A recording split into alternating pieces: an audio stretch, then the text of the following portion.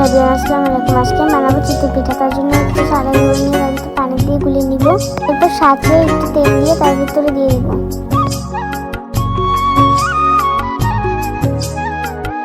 এরপর পিঠাটা হয়ে গেলে একটু প্লেটে উঠিয়ে নিব।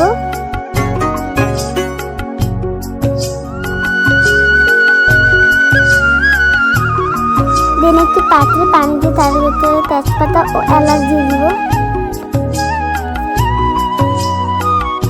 গুড় দিলাম,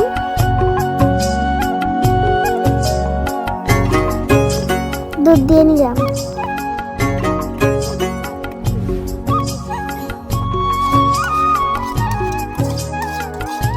এরপর একটু বলক আসলে পিঠা দিয়ে নিব।